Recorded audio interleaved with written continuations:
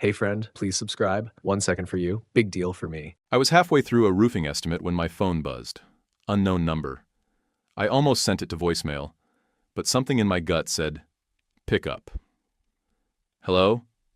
Hi, is this Cameron Martin? The guy's voice was low, scratchy. Yeah, who's this? This is Frank. I'm with DeMarco's Pawn and Gold over in Glendale. I believe I have something that belongs to you. I squinted at the phone, already annoyed. What is it? A Rolex Submariner, stainless black face. Inscription on the back says, To Cam, love always, Dad. My stomach dropped. I spun around in my chair and yanked open the bottom drawer of my desk. That's where I kept it. Always. Safe during work hours. I'd wrapped it in a microfiber cloth, tucked behind some invoices. Gone. My chest burned. My hands were shaking. I forced myself to speak. Where'd you get it? A young guy came in yesterday afternoon, said it was his. I already knew. Tanner. Frank kept going. This really isn't something I want to explain over the phone. I think you should come down here. I didn't ask for directions. I just grabbed my keys and walked out. The guys in the office called something after me, but I didn't hear it. That watch was the only damn thing my dad left me when he died 3 years ago. No real estate, no life insurance, just the watch he wore every day of his life. I remember the last time he had it on. He was down to 140 pounds, face sunken, skin gray from chemo. But his eyes were sharp, clear. He took the watch off, hand trembling, and pressed it into my palm. This is yours, Cam, he said. Don't let anyone take it from you. I should have kept it at home. I should have put it in a safe. I should have known Tanner would pull some crap like this eventually. Quick note, before we keep going, share which city or country you're watching from. Tanner was my mom's golden boy, her second husband's son. She married Gary when I was 23. Tanner moved in 2 months later.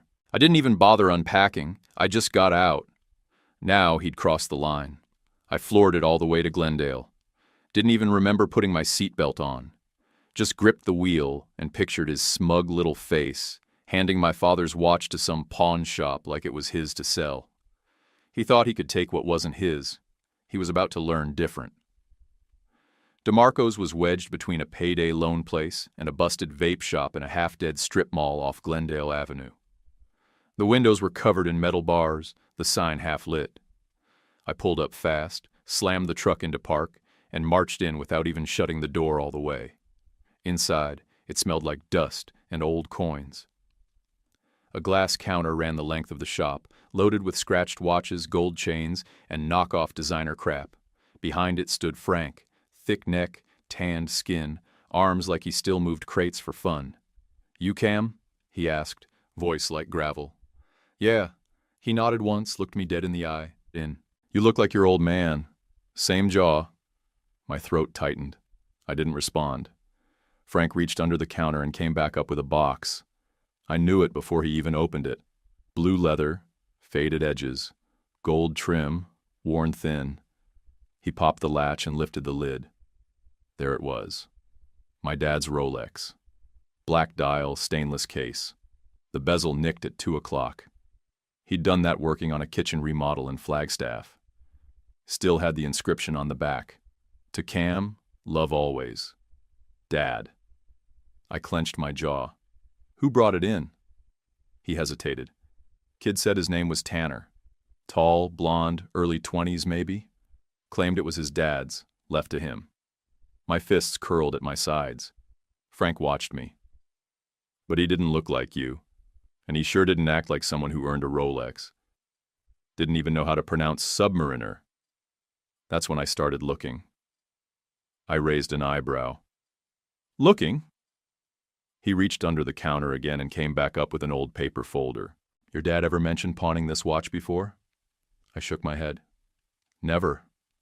Well, he did. Brought it in 16 years ago, right around the time you'd be starting trade school. Took a loan out for $3,500. Paid it off in 29 days. Cash. That stopped me cold.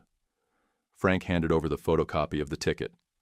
My dad's name, clear as day. Same serial number, signed at the bottom in his tight block letters. Guy paid on time. No haggling, no stories, Frank said. I remember him. Quiet but proud. That watch meant something. I stared at it. He never said a word. Frank didn't push. Just set the box on the counter in front of me. This belongs to you, no question. I reached out, heart thudding, and lifted the watch. The weight of it hit me in the chest. I turned it over in my hands, ran my thumb over the inscription like it could bring him back. Then Frank cleared his throat. Found something else. Never seen this before, but I've worked with enough old watches to know what's weird. He turned the watch in his hands and pressed his pinky fingernail into a groove behind the clasp. A tiny latch popped open. I blinked. Inside, folded tight in a space barely big enough to hold a breath, was a scrap of yellowed paper. He slid it out with tweezers, set it on the counter like it was made of glass. My hands were sweating as I unfolded it. The handwriting punched me in the gut. My dad's, sharp, slanted, all caps. Cam, if you're reading this, go to safe deposit box 313 at Union First. Keys in my socket set, behind the 5/8 I swallowed hard. Frank gave me a second, then said, No offense, but your old man was the kind of guy who planned ahead. Most people hide weed in their watch. Yours hid instructions. I snorted, despite myself. You good?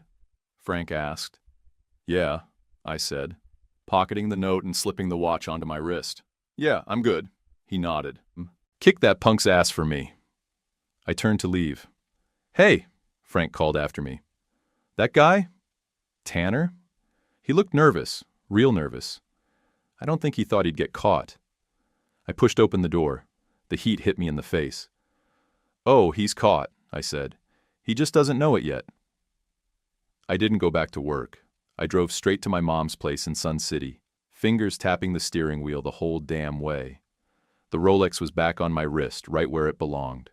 Her garage was open when I pulled in. I could see Gary's ridiculous golf cart half blocking the walkway. I walked into the kitchen without knocking. They were sitting at the table, mid-morning coffee in hand, the table littered with bank statements, open envelopes, and a legal pad with Tanner's name scribbled across the top in red pen. Perfect. I stepped up and dropped the Rolex on the table with a solid thunk. Lose something? My mom's eyes locked on the watch like it had fangs. Gary leaned back in his chair like I'd just tossed a live grenade in his lap. Where'd you get that? He asked, too fast. It was reported stolen this morning, I said, voice low. Funny thing, pawn shop called me. Said a guy named Tanner sold it yesterday. Gary opened his mouth, then closed it. My mom looked like she'd been slapped. Cam, she started. It's not what you think. I leaned over the table, both hands flat on the wood. You pawned it. For Tanner. For his dumbass app idea. She flinched. He needed help, just a little seed money. That watch is the only thing Dad left me, I snapped. You knew that. You knew what it meant. Tanner's trying to build something, she shouted. He has vision. He's not stuck installing gutters and fixing drywall his whole life. I laughed. Bitter. Oh, so because I don't play pretend CEO, I don't count? Gary jumped in. You've always been small-time, Cam. Good guy, but no ambition. Tanner's different. Different? I grabbed the watch, held it up. He stole from me. You backed it. My mom stood. You have no idea what it's like watching one son stay stuck while the other reaches for more. You mean watching one work his ass off while the other drains everyone around him. She glared at me. You never aimed higher. You settled. Tanner dreams big. And you funded his fantasy with $9 grand that wasn't yours, I said. I want it back. Every damn penny, Gary scoffed. We already invested it. You can't prove a thing. I pulled the folded police report from my back pocket and tossed it on top of their statements. Yeah, I can. Gary didn't touch it. Mom looked away. The shop kept the sale record. Security footage, description, serial number, my name engraved on the back. It's all in there. Neither of them said a word. I'm giving you a chance, I said. You wire me the money, I won't press charges. Mom looked up, her eyes rimmed red. Cam, don't do this, you'll ruin everything. He's so close to launching. I shook my head. He already launched, right into felony theft. Gary pushed his chair back, arms crossed. Go ahead, call the cops. You think they'll care about a family squabble over a used watch? I stared him down. I already filed the report. The silence stretched. I slipped the Rolex back onto my wrist, turned, and walked toward the front door. Cam, my mom called, voice cracking. You'd really throw away your family over this? I paused in the doorway, hand on the knob. Number you did that for me. And I walked out. Didn't slam the door. Didn't yell. I didn't need to. They knew exactly what they did. I didn't go home. I drove straight to my dad's old place. The house was a rental now, but the shed in the backyard was still locked up tight. I still had the key. The grass was dead and patchy, just like it was when he lived there. Same broken stepping stones. Same crooked fence post I kept saying I'd fix. I unlocked the shed and stepped inside.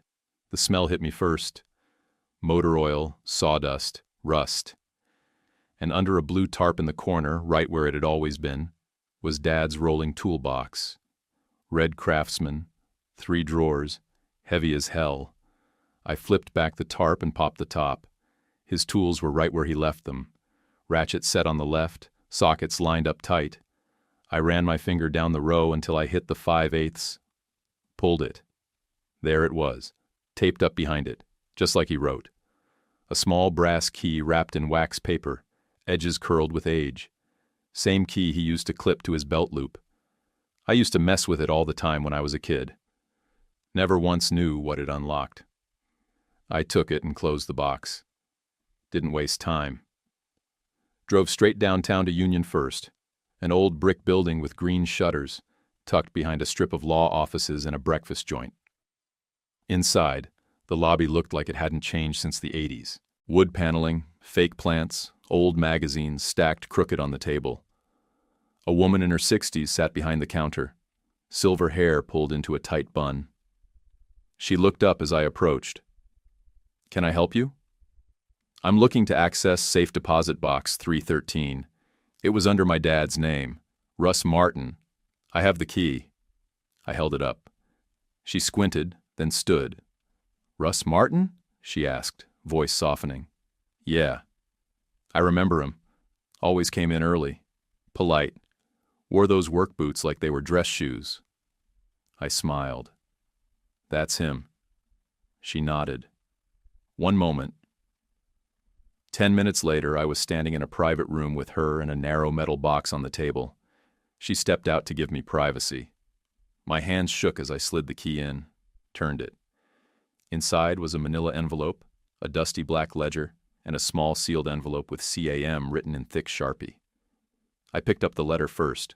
The paper was stiff, the kind that had been sitting too long in dry air. I broke the seal and unfolded it.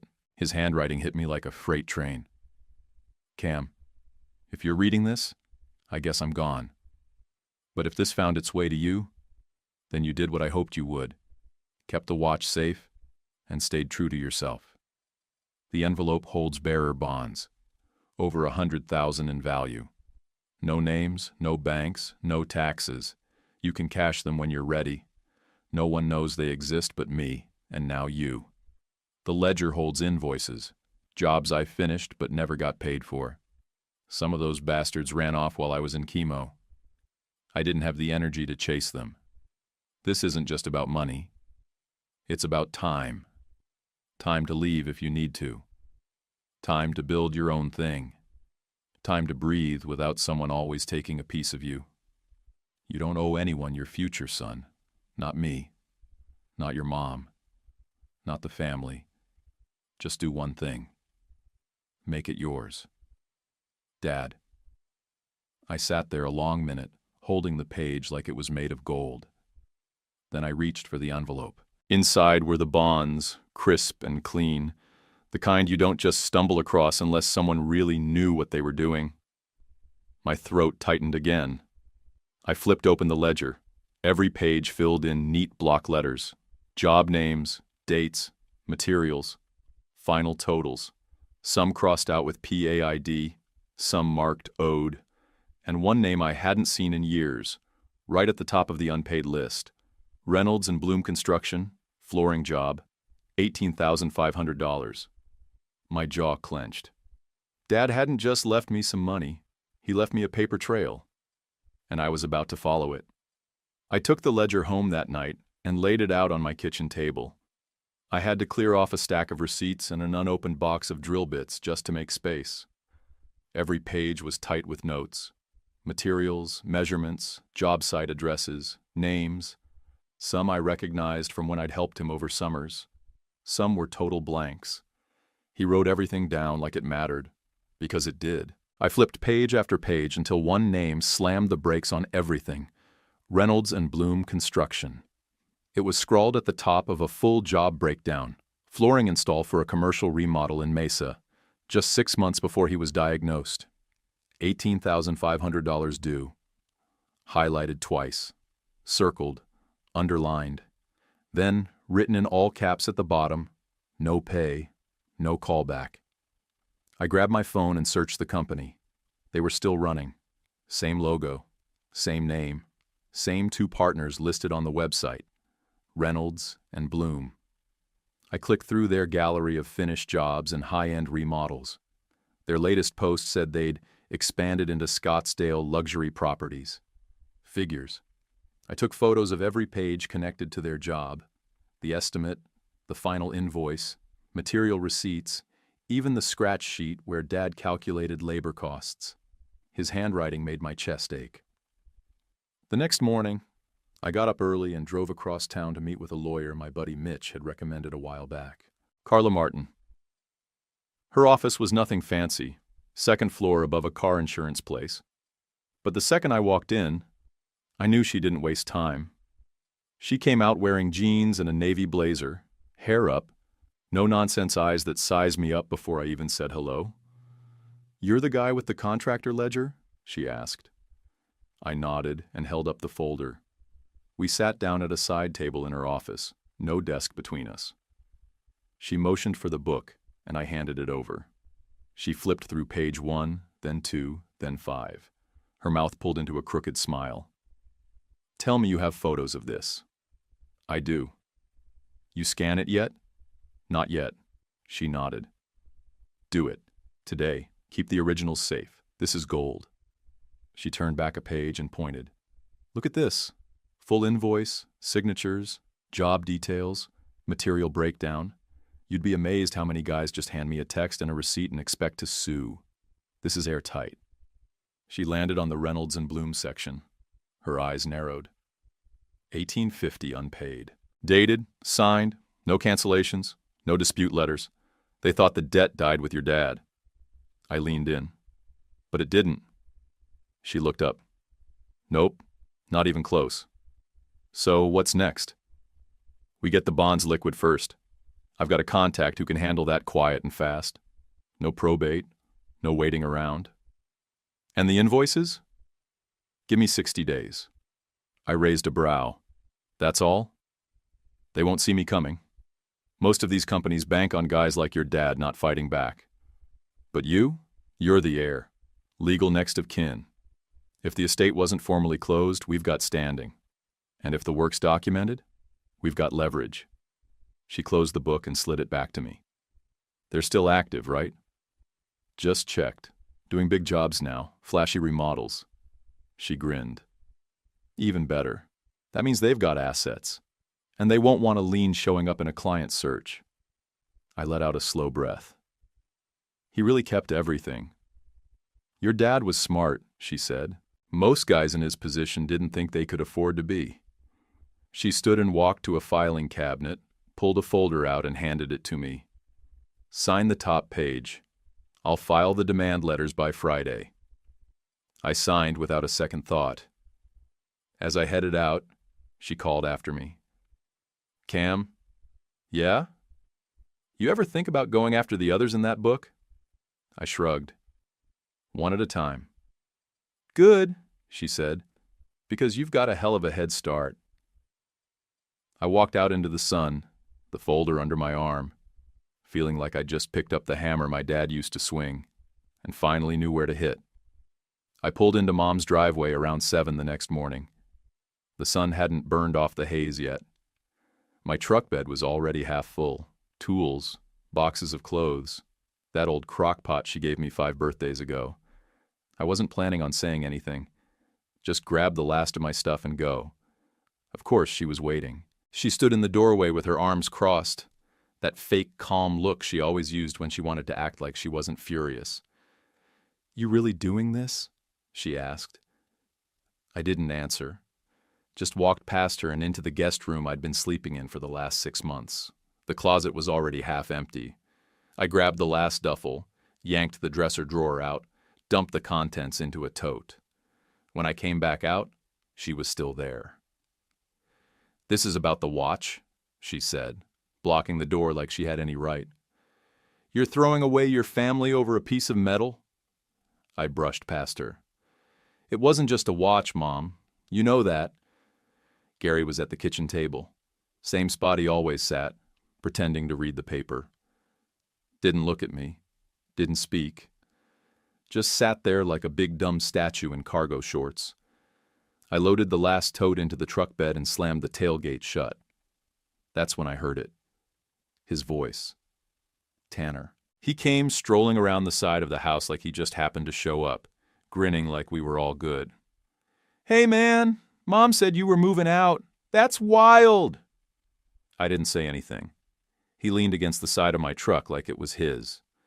So look, I know things got tense. But once the app launches, I'm going to make it right. Seriously, you'll be glad you were part of it. I stared at him. I want the $9,000 back. With interest. He laughed. Yeah, when I make it big, sure. I'll Venmo you from my penthouse. I stepped closer. I already reported the theft. Your name's on file. The grin slid off his face. What? You pawned stolen property. The shop gave me everything. Footage, receipt, ID. It's all attached to the police report. His mouth opened, but nothing came out. Behind me, Mom rushed down the steps. Cam, please don't do this. Don't ruin his life over a mistake. I turned on her. He had no problem screwing up mine. You both watched him do it. You helped. She looked like I'd slapped her. We're your family. No, I said. You made your choice. Now I'm making mine. I walked around the truck, yanked open the driver's side door. Gary finally stood up. You think your father would be proud of this? Walking away from your family? I didn't even look back. Number. He'd be proud I finally stood the hell up. I climbed in, started the engine, and pulled out of the driveway without another word. They didn't follow, didn't wave, didn't apologize. Just stood there watching me leave, like they couldn't believe I'd finally stopped letting them walk all over me. And for the first time in a long time, I didn't feel guilty about it. I drove straight from their house to the bank. Carla had already lined everything up. 2 signatures, 3 forms, and a short meeting with some guy in a tucked-in golf shirt. And just like that, Dad's bonds cashed out. $119,000, clean, untaxed, all mine. All. I sat in my truck afterward, door open, sun beating down on my arm, just staring at the number on the receipt. He'd planned all of this, tucked it away for me, like he knew I'd need a way out someday. Carla moved just as fast on the unpaid contracts. 7 weeks. That's all it took. She sent out formal demands to every name in the ledger that still had a working address. Most ignored her. At first. Then she hit Reynolds and Bloom with a public lien threat. Told them she'd report them to the state licensing board and labor authorities for dodging a signed invoice from a dying contractor. She copied it to their biggest commercial client and attached the ledger pages as exhibits. They folded in 4 days, paid the full $18,500. No apology, Just a wire transfer and a confirm receipt email. Another 19 grand rolled in from smaller jobs. 2,000 here, 5,000 there. I hadn't even known half those names, but Dad kept it all. Every nail, every hour, every scam. Total payout, $37,000. She told me we still had 5 more cases pending. I told her to go for it. Every dime counted now. While all that moved, I heard through a friend that Tanner's app had quietly tanked. Turns out he blew the Rolex money on a rented office suite in Chandler, a branding package with a $6,000 logo, and one of those god-awful promo videos with stock footage and a fake British voiceover. No working prototype, no back end, just a wireframe and a business card that said Chief Visionary Officer. The Instagram page went dead. The website started redirecting to a park domain. Nobody said it, but it was over. 2 months after I left, Gary called me. His number popped up while I was picking up paint at Lowe's. I let it ring twice, then answered. "Cam," he said, like we just talked yesterday. "Listen, I was wondering if you could help us out with a quick bridge loan, just short-term to—" I hung up, didn't even respond. A week later, I got an email from Mom. The subject line was, "We need to talk." I opened it. Nothing but a long paragraph blaming me for dividing the family, saying Tanner had been under pressure, that I'd made things worse by escalating everything with the cops. She ended it with, "You could have handled this quietly like family." I didn't type a word, just attached a copy of the police report with Tanner's name highlighted and hit send. Been silent ever since. No calls, no follow-ups, nothing. And that's fine by me. Let them chew on what they did. Let them sit in the mess they made. I was done paying for other people's dreams. The first thing I bought was a house, not a big one. Single-story ranch, 2 bedrooms, decent bones, big garage, just 4 blocks from where Dad used to live. The guy who sold it to me said it needed vision. I said it just needed someone who knew how to use a level. I moved in on a Tuesday, brought Dad's rolling toolbox with me, parked it in the garage like it had always belonged there. Still had his socket set laid out, everyone in the right slot. The 5/8 still had the faint outline of tape on it. I left it there. Didn't even wipe it clean. The Rolex stayed on my nightstand. Most nights I didn't wear it. Just kept it close. Sometimes I'd open that hidden panel again, unfold the note, reread the words just to be sure I didn't make it all up. "You don't owe anyone your future." He meant it. I didn't go crazy with the money. No new car, no vacations. I fixed the roof, replaced the wiring, updated the kitchen, all stuff I did myself. I even donated a chunk to the local trade school where I'd learned the ropes. Told them it was from a guy who believed in second chances. Then I printed up some flyers, grabbed a burner phone, and started taking handyman jobs around the neighborhood. Toilets, drywall, ceiling fans, door repairs, small stuff. The kind of work Dad used to do between big gigs. Honest labor, fair prices. People started calling, then texting, then referring me to friends. Steady work, nothing flashy, but mine. Every once in a while, someone would spot the Rolex under my sleeve when I was reaching up to fix something and say, "Nice watch." I'd just smile. Old family thing. I didn't owe anyone explanations anymore. Dad didn't just leave me a watch. He left me time. Time to get out. Time to reset. Time to figure out what mattered and what didn't. And now, I know exactly what to do with it. I won't waste it on people who think they're owed my life. The house is quiet most days, but it doesn't feel empty. Some mornings I'll be in the garage, tightening bolts or sanding a door, and I'll swear I can hear his boots scuffing across the concrete behind me. Like he's checking the work. I wear the watch most days now, not for style, not to flex, but because I finally understand what it meant when he gave it to me. I've got time, and it's mine again. YouTube picked this for you. Tap it. Let's see if they guessed right.